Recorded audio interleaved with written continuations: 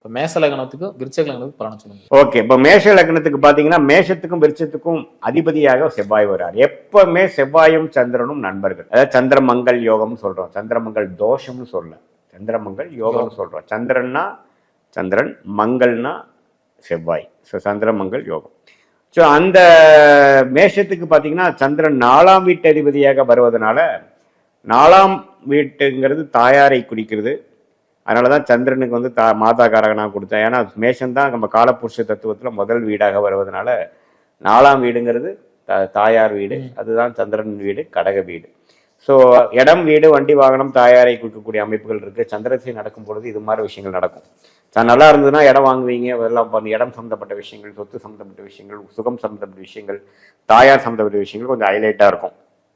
இல்லை அந்த சந்திரன் பாதிச்சிருக்குங்க ஐயா, சந்திரன் ராகுவோட சேர்ந்துருச்சு, கேதுவோட சேர்ந்துருச்சு, சனியோட சேர்ந்துருச்சு, சரியில்லை.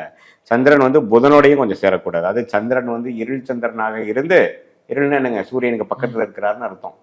ஏத்தாப்புல இல்லாமல் சூரியனோட பக்கத்தில் அருகில் இருக்கும் பொழுது இருள் சந்திரனாக இருப்பார், அமாவாசைக்கு அருகில் இருப்பார். புதனோட சேரக்கூடாது. சந்திரன் புதன் சேர்க்கை அவ்வளோ நல்லதில்லை. அதே மாதிரி சந்திரன் சுக்கிரன் சேர்க்கையும் அவ்வளோ நல்லதில்லை.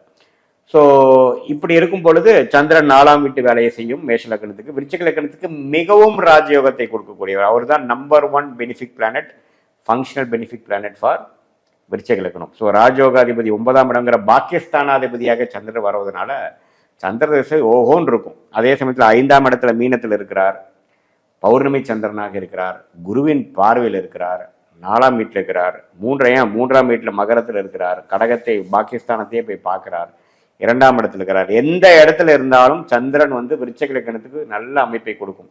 கொஞ்சம் ராகு கேதுகளோட சம்மந்தப்பட்டு, சனியோட சம்மந்தப்பட்டு கொஞ்சம் அதோட திருட்பலம் குறையும் பொழுது கொஞ்சம் பலன்கள் குறையுமே ஒழிய, பட் இருந்தாலும் அவர் யோகஸ்தானாதிபதியாக செயல்படுவார்.